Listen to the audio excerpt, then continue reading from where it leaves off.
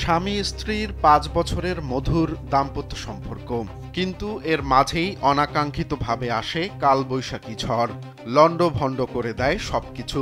স্ত্রী তার স্বামীর চোখে ধুলো দিয়ে পরকীয়া প্রেমিকের সঙ্গে একান্তে সময় কাটাতে যান একটি বোর্ডিং হাউসে, কিন্তু বিধি বাম, সেখানেই ওই নারী আপত্তিকর অবস্থায় ধরা পড়েন স্বামীর হাতে।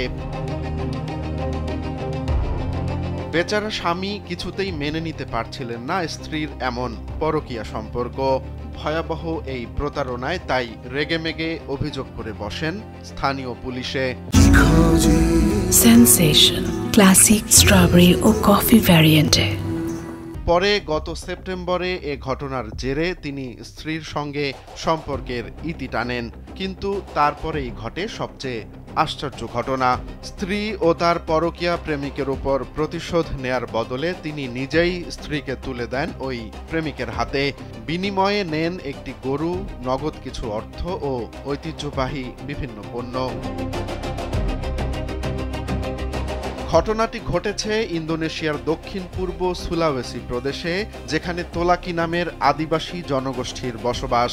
তারা বিভিন্ন প্রাচীন সামাজিক রীতিনীতিতে বিশ্বাসী, আর সেই সামাজিক রীতিনীতি ও বিশ্বাস থেকেই ওই সংক্ষুব্ধ স্বামী পুলিশে অভিযোগ করার পরেও বিষয়টি সামাজিকভাবে মীমাংসার জন্য গ্রামের প্রবীণদের কাছে যান। এ সময় গ্রামের প্রবীণরা সবাই একত্রিত হয়ে মোয়া সারাপু নামে একটি ঐতিহ্যবাহী মিলন অনুষ্ঠানের মাধ্যমে এই বিরোধ মিটিয়ে ফেলার সিদ্ধান্ত নেন।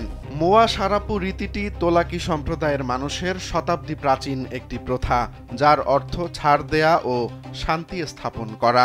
এই রীতির লক্ষ্য প্রতিশোধ নয়, বরং ক্ষমার মাধ্যমে সামাজিক ভারসাম্য ও মর্যাদা পুনরুদ্ধার করা। অনুষ্ঠানে উপস্থিত ছিলেন গ্রামের প্রবীণ সদস্যরা, উভয় পরিবারের লোকজন এবং স্থানীয় বাসিন্দারা।